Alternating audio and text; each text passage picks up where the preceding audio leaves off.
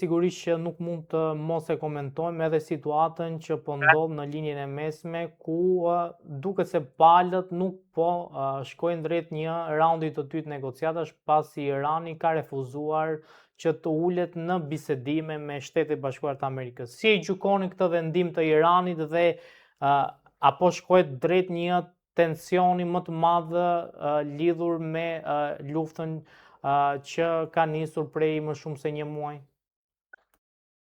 Luftën në lindjen e mesme e bëjnë ata që kanë nxitur dhe kanë financuar luftrat gjatë gjithë historisë nga mesjeta e këtej. Dihet kush e bën luftën në Iran.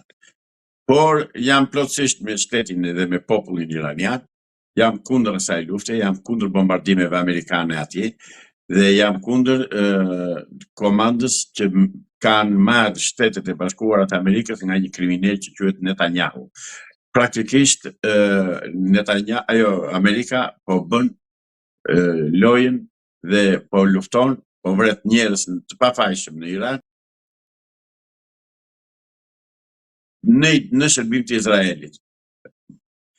Amerika këtë gjë bëri dhe në 2003-2002 kur sulmoi Irakun dhe shkatërroi fare si shtet, një shtet me histori mira vjeçare, duke e justifikuar me faktin që ka armë të dëmtimit në Mars e tjera vajtën së gjetën asnjë gjë. Dhe s'kan bërë autokritikë dhe sot e kësaj dite pranojnë se gabim. E njëjta gjë po bëhet dhe sot me Iranin. Nuk jam dakord me atë luftë, jam kundër asaj lufte, jam me popullin italian, jam kundër çifutëve, jam kundër Netanyahut, jam kundër vrasjeve dhe krimeve që po bëhen qoftë në Iran, po qoftë edhe për fëmijët dhe gratë e njerëz të pafashëm qytetarë që vriten në Izrael. Se vriten dhe çifut në Izrael, vriten dhe arab. Dhe vrasjet arabe janë vrasje genocidale, janë vrarë 30 gradë fëmijë edhe pleq. Këto i ka bërë miku i këtij Kuislingut që qeveristy që quhet kryeministër, i këtij tradhtarit kombëtar shqiptar, i këtij rreziku kombëtar. Edi Rama aktualisht është rrezik kombëtar bashkë me klikën që e mbështet. Dhe ata duhen qëruar nga pushteti. Po s'ka kush e heqë natyrisht. Në fakt duket se po themi mund të shkohet drejt rifillimit të një lufte mes SBA-s dhe iranianëve. Besoni që një rifillim lufte mund të jetë katastrofike për Iranin? Shiko, Irani nuk është vetëm. Dhe amerikanët këtë gjë duhet ta llogarisin. Sepse të tërë dim dhe të tërë shohin, por nuk e thonë, akoma nuk po e thonë. Do ta thonë, por nuk po e thonë akoma.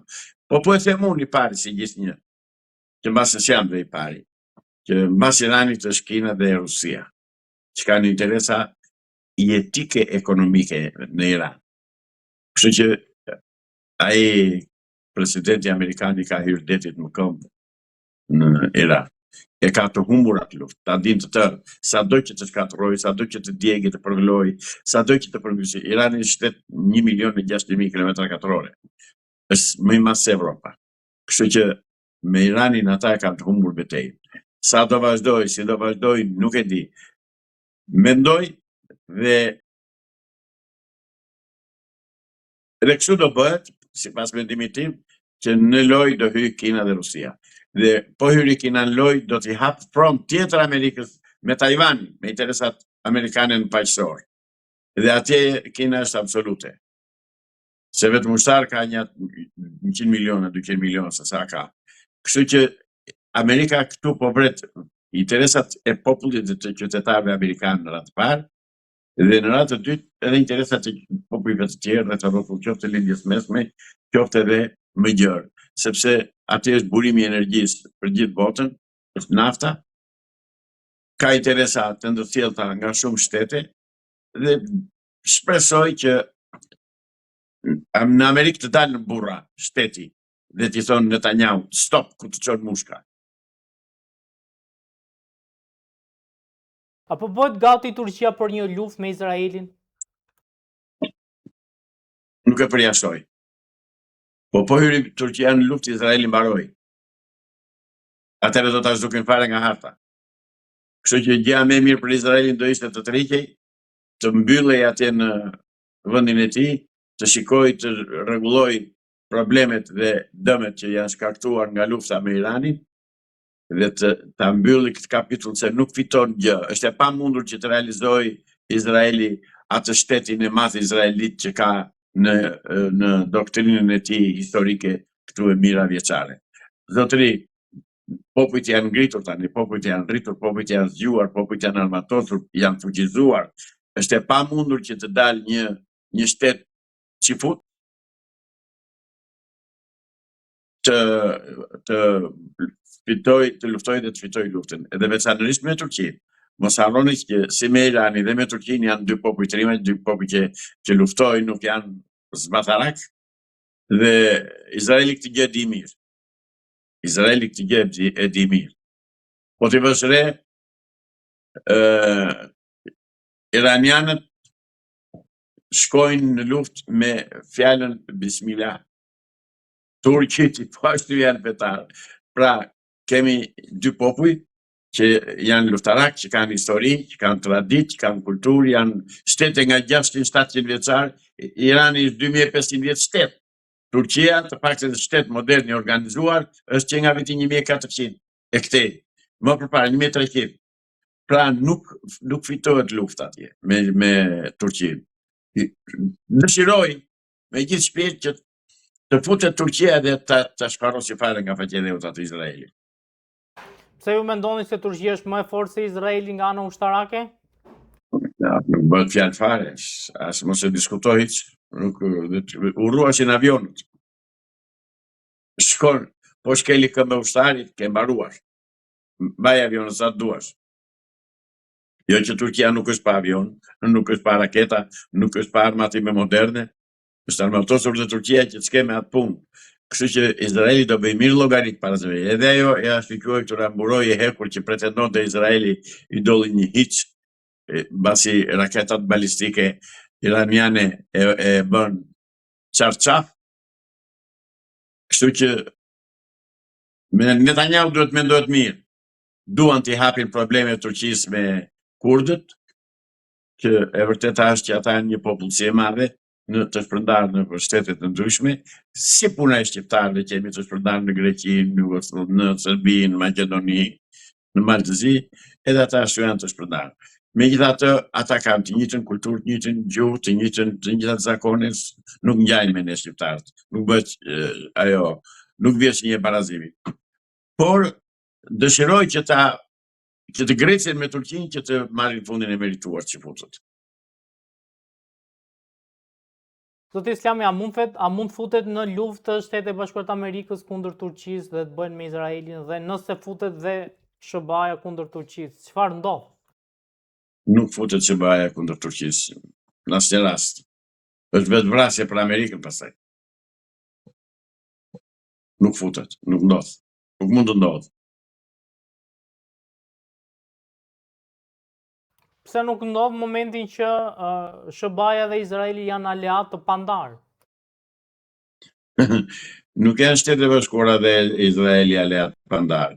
Janë Rothschildët dhe Izraeli aleat që komandojnë dhe qeverinë amerikane, po do t'i vi fundi dhe kësaj aleance dhe këtij dominimi që kanë Rothschildët në politikën amerikane, duke i dërguar djemt dhe burrat amerikanë miq për top për të vrarë për interesat të Netanyahu.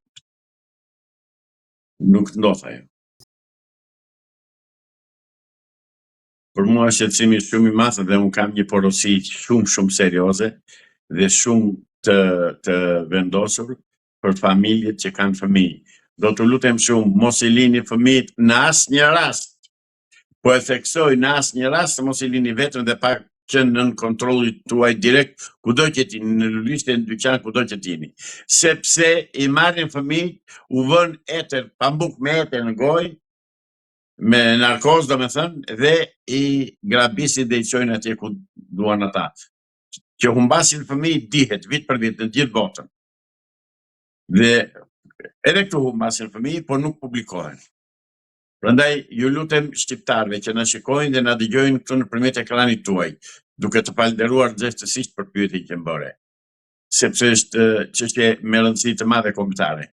të kontrollojnë fëmijët, të kontrollojnë në rrugë, të jenë vigjilent, të mos i lënë vetëm dhe të mbrojnë sepse u afrohen fëmijëve duke gënjur me kuklla, me lodra, me karamele, me çokolata, me drekë me të birë dhe këta fëmijë i marrin humbasin dhe nuk duken më gjikundi. Pra, kjo tregti, kjo gjuhje e fëmijëve, kjo gjuhëti e fëmijëve ka vite që po bëhet. Sidomos ka qenë e theksuar për fëmijët shqiptarë në Greqi. Avokat, po pati një reagim të policisë të shtetit ku theksoi se s'ka asnjë shqetësim lidhur me gratë të cilët shfaqin në video, pasi ato ishin mujahedin dhe e kishin për shkaqe humanitare. Qa shkaqe humanitare? Kujtja thonë ato? Me këtallën. Dhe policia duhet të jetë e kujdesshme në këto, dhe unë i bitire drejtorit përgjithshëm të policisë shtetit, se kam respekt për të, sepse i janë drejtuar për probleme të tjera të punës time dhe më shpërgjigjur, dhe këtë duhet ta them, drejtori i ri i policisë të shtetit po flas. Dhe e vërteta nuk është ashtu si thonë, jo arsye humanitare ku diun, fëmijët kanë prindër. Dhe prindërit e fëmijëve duhet të kujdesen për çdo kohë dhe janë ata që kujdesen për t'i larë, për t'i ndërruar, për t'i veshur, për t'i ushqyer, për t'i edukuar. Pra, nuk kanë ngelur që të vinë ata mujahedin të Iranit të na edukojnë fëmijët në vetë, të na ushqejnë, të na i veshin ndaj mbasin.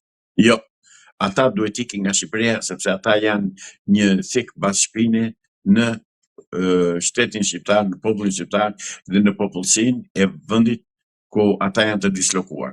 Ata duhet ikin një orë parë. Kush i ka sill këtu ti marr me vete e ti çoj ku doj. Ku të duan ti çojnë ata që i sollën këtu. Se ata na e kanë bërë këtë krim, se ne jemi bërë një shtëpi publike që mund të hyjë të dalë kush të doj, pa kontroll, me urdhra të tjetër kujt, me urdhra të atyre që nuk na duan, dhe kjo është fatkeqësi për shqiptarët që e pranojnë dhe nuk ndjehen, i ka zënë gjumi, janë në letargji, nuk reagojnë, kjo është fatkeqësi. Po mjera të familje që u humbasin fëmijët. Avokata, duket shqetësuese që policia e shtetit thotë që nuk ka asnjë problem dhe është për shkaqe humanitare, po themi, kontaktimi atyre me fëmijë, kur në fakt pse duhet që ato të kontaktojnë direkt me fëmijët kur mund të kontaktojnë me prindrit? Të faleminderit shumë. Qose ata që kanë kaq human dhe kaq të mirë, shkojnë atje ka familje të varfra sa të duash. Sa të duash ka familje të varfra. Të kontaktojnë me familjet e varfra, të japin ndonjë ndihmë, ndonjë çfarë kanë mundësi dhe çfarë të kenë nevojë familjet, jo zotëri. Nuk e bëjmë për arsye humanitare dhe policia duhet të jetë e kujdesshme në këtë lloj njoftimesh që bën, në këtë lloj karakterizimesh që i bën këtij fenomeni. Ky është një gjuhëti e fëmijëve, është një gjuhëti mbarbotrore, që e marrin kriminalët që prodhojnë adrenokrom. Është droga më e shtrenjtë në botë, është $1 miliard 1 kilogram, që edhe merret nga pjesa e syve të fëmijëve të vegjël. Dhe si e marrin fëmijët e vegjël 2 vjeç, 3 vjeç, 4 vjeç, i rrafin egërsisht sa ata gati sa humbasin ndjenjat dhe në atë moment pastaj fillojnë dhe u marrin gjakun këtu dhe ata fëmijë vdesin i qërojnë. Është fenomen i njohur edhe ngrënia e mishit të njeriut, doli në Epstein, doli gjithandej, Epsteini me fëmijë ka punuar, ka vepruar, po të fundit pash në media që ka dhe në Shqipëri, që ka zbuluar një deg Epsteini shqiptar i quajtur. Pra, ai furnizohet me këta fëmijë furnizohet, dhe ndaj unë ju bëjthiri e familjeve shqiptare. Kontrolloni fëmijët në çdo sekond, minut për minut, se 1 sekond po e humbët vigjilencën, fëmija ujku. Dhe s'keni për ta gjetur kurrë në kurrës, se kanë tëra mjetërcoj për t'i zhdukur. E merre fut në makinë, i fut narkozën në hund, e çon në anestezi, fëmija s'di fare ku është, nuk reagon, makina si kontrollon njeri, dhe kjo ndodh. Prandaj të kontrollojnë fëmijët, të kontrollojnë veturat që janë me xhama të zinj, të kontrollojnë veturat janë me xhamaxhin, janë me le apo s'janë me le, kush janë pronarët e tyre dhe me se merren, cili është aktiviteti i tyre. Kjo është detyrë e policisë, kjo është detyrë e shërbimit sekret kombëtar. Dhe shërbimi sekret kombëtar është i vonuar shumë që nuk merret me këtë kontroll dhe me këtë shërbim që shërbeja dheut për të ruajtur fëmijët tanë. Se i marrin, jo vetëm kaq, po i marrin mësojnë për të bërë homoseksual, sino Avokata, duhet që ketë, po themi, këtë panik në publik lidhur me këtë fenomen dhe ajo që të bën përshtypje është pse janë, po themi, ky komunitet i mujahedinëve që po e kryen këtë proces humanitar, pra pse ata nuk janë mujahedin. Pikërisht në një po themi kohë kur në Iran po luftohet. Ata nuk janë mujahedin, ata janë spion të Izraelit, ata janë antikombëtar për vendin e tyre. Nga ata s'kemi asnjë lloj leverdie, asnjë lloj interesi dhe asnjë lloj miqësie. Nuk dua t'i njoh fare, nuk dua t'i shikoj fare me sy, sepse janë të dërguar dhe të stërvitur dhe të udhëzuar nga struktura qifute për të mbledhur fëmijë. Pik. Të ikin këtej, thash, ikin sa më parë, të zhduken nga Shqipëria, nuk janë për të mirën tonë, kemi vetëm të këqija prej tyre, asë një gjë të mirë.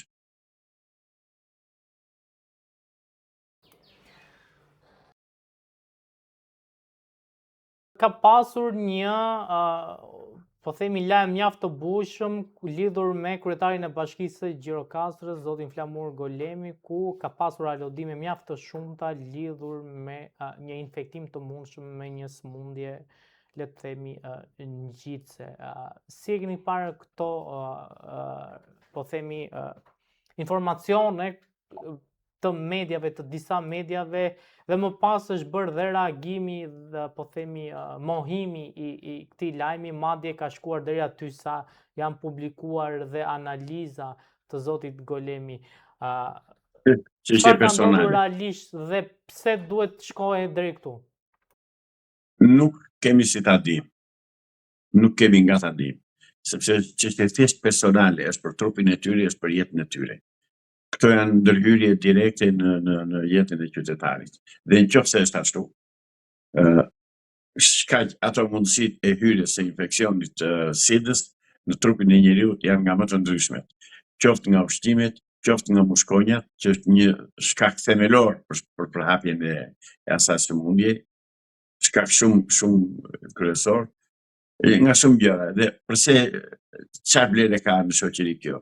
Ka për të sensibilizuar njerëzit, po. Ruajuni një qytetar shqiptar, sepse si sida, si kanceri, si të gjitha sëmundjet e tjera, si diabeti, të njëjtën efekt kanë te njeriu, kanë vdekje në fund fare. Ruhuni o njerëz, dhe nuk është sida e atyre ajo që të shkakton rrezik për jetën, saç është diabeti, saç është kanceri, saç është mungesa e një shërbimi shëndetësor të kualifikuar, saç është vjedhja dhe grabitja e ilaçeve dhe shitja e ilaçeve skaduara nga farmacitë shqiptare, saç është monopolizimi i tregut farmaceutik në Shqipëri, janë shumë faktorë.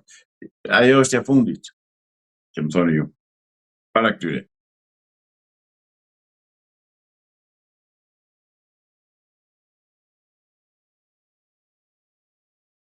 Në fakt, policia ka marrë të pandehur personin që e ka shpërndarë si informacion. Mendoni që është një gjë e drejtë, po themi, kjo që bëri policia, dhe a duhet ketë kujdes në shpërndarje këtyre informacioneve? Shumë mirë ka bërë. Ka dy rrugë. O do vërtetoj atë që ka thënë, o do shkojnë në burg. Unë i bisirje, Flamur Golemit, me qenë se ka mbiemrin e fshatit tim, sepse para 100 vjetës ka nikur nga Golemi ata dhe janë vendosur në fushbar, i bisirje, i hap gjyqja të personi dhe t'i kërkoj dëm shpërblim, sa ai të mos e ngërë kokën më kurrë që është marrë me këtë punë. S'ka që duhet ati se çka me shëndetin e tij dhe me trupin e tij. Çdo të thot me ata. Zoti Islami ka pasur një reagim të zotit Rama lidhur me ushqimet në Shqipëri, duke deklaruar që therthoret nuk janë në nivelin e duhur pasi nuk pastrojnë ashtu siç duhet produktin që del nga këto thertore. Mendoni që ky është problemi i vetëm në Shqipëri? Të paktën në aspektin e ushqimeve? Jo. Atë ka bërë për tjetër puna ai. Nuk e ka hallë se ju prish puna ati se thertoret nuk janë në kushte higjienike tjera, sepse ato rregullohen për një herë. Me një herë rregullohen. Me një herë, një të grumbulluar bën mbetjet, edhe i azgjëson, i neutralizon, i bën siç i bën e gjithë bota. Jo, qëllimi është gjetë, qëllimi është që të zhduken bakteria, të vijë mishi i infektuar nga Brazili, të vinë mbeturinat e Brazilit këtu, të vijë ashtu quajtur mish sintetik i prodhuar në për laboratoret e ndryshme të botës. Është ai qëllimi, nuk është ky zotërin. Nuk i prishet puna e Edi Ramës për shëndetin e popullit, se nuk ka dalë akoma të bëj autokritik dhe të thotë që ne kemi vrarë me qindra njerëz duke i detyruar të vaksinohen, se kjo vërtetua publikisht që vaksinat ishin vrasëse. Pra nuk e ka se u bë merak për shëndetin e njerëzve. Edi Rama zotëri është një armik patologjik i kombit shqiptar dhe i shtetit shqiptar. Që ta dini. Zoti Islami, çfarë nuk shkon me ushqimet shqiptare? Importi i ushqimeve që vijnë nga Serbia. Kjo nuk shkon. Heqja e prodhimit vendas. Konkurimi kriminal që i bën pushteti i Edi Ramës prodhimit vendit për të favorizuar importin e drithrave dhe të ushqimeve të tjera serbe. Kjo është shkaku themelor dhe rreziku kryesor që i ka ndosur shqiptarëve. Shqiptarët nuk e dinë. Han miell bukë me miell të infektuar, u japin baktive, mjese të kontaminuar me një helm shumë të rrezikshëm, të cilin nëpërmjet kafshëve pastaj e hambën neve, e marrim dhe neve atë helm, e tjera. Nuk është Edi Rama për kontrollin e ushqimeve në Shqipëri, zotëri, se ka një llogari të thjeshtë. Janë disa fabrika që prodhojnë produkte ushqimore. E kështu ushqimore thash, produkte blegtorale. Kush ka vajtur dhe ka parë, ka bërë analizë dhe llogari të thjeshtë. Sa qumësht ka marrë nga blegtorët, nga fermat, ta shikoj këto ferma se s'ka ferma që priponese. Sa qumësht ka marrë nga ato dhe sa ka prodhuar djathtë, gjallë, gjizë, dhallë. Këtë se ka bërë njeri llogari. Marrin mua, më japin mua kompetencat, vetëm unë të kontrolloj të shoh si të nxjerr. Avokat, kemi fabrika qumshti që pretendojnë që kanë marrë qumësht nga fermerët, le të themi nga fshatarët dhe i kanë kthyer kanë krijuar, kanë bërë produkte qoftë djathtë, qoftë edhe produkte të tjera të qumshtit, nën produkte të tjera të qumshtit. Edhe një se u ndërpreve. Apo ka pasur fabrika të rëndësishme dhe të mëdha të qumshtit në Shqipëri, të cilët deklarojnë se kanë marrë qumësht nga fermerët dhe më pas me ato kanë formuar, kanë bërë nën produkte të tjera të qumshtit. Sa po ta thash pak përpara, të shkojmë bashkë. Dhe unë si ta kontrolloj dhe si ta vërtetoj se çfarë kanë bërë. Është e thjeshtë fare. Të shkojmë bashkë.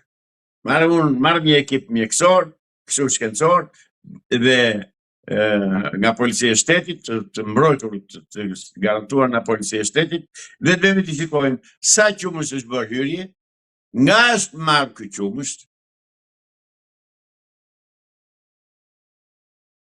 dokumentat e hyrjes së këtij qumështi në fabrikë, dokumentat e daljes së prodhimit nga ky qumësht, sa djathtë, sa gjallë është prodhuar, se fatmirësisht e bëjmë kollajet llogari, dhe ku nga ka dalë kjo pjesë, kjo saci kaq e madhe. Jo zotëri, jo, nuk duan ta bëjnë, janë këta që po na vrasin. Është mashtrim, s'është nga prodhimi i qumshtit vendas. E keni gabim shumë.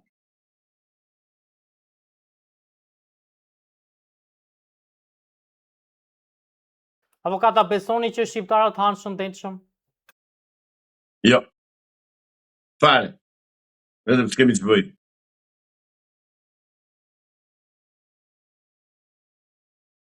Zoti Islami ka pasur një deklaratë ditën e sotme të zotit Rama lidhur me paketën e maleve ku ai është shprehur ndër të tjera që në momentin që ka një konflikt, le të themi, mes një fshatari që e ka tokën dhe një personi tjetër i cili ka deklaruar se është prona ime, ata pasi shkojnë në gjyq dhe momentin që ai mund ta humbë gjyqin, qeveria ja paguan atij të personit tokën. Pra, në të gjitha rastet, nëse dikush, le të themi, ta bëjmë më konkrete, vjen në një fshat dhe thotë që kjo toka është e imja dhe investon atje dhe pastaj del dikush tjetër dhe përmes gjyqit e fiton atë çështje, nuk i kthehet më toka, por shteti ja dëmshpërblen tokën atij që është toka pronarit vërtet.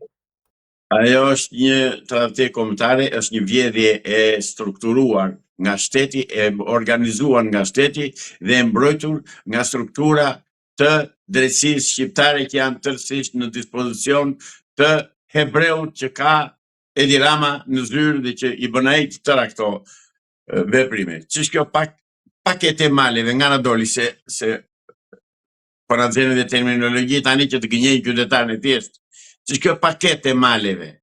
Jo zotë, jo, s'ka paket malesh, ka paket vjedhjes, ka paket grabitjes, ka paket vrasje të qytetarëve shqiptarë. Kjo është paketa që bën Edi Rama. Një gjë u them shqiptarëve, asnjëherë mos besoni ato që thotë Edi Rama, besoni ato që bën, shikoni ato që bën.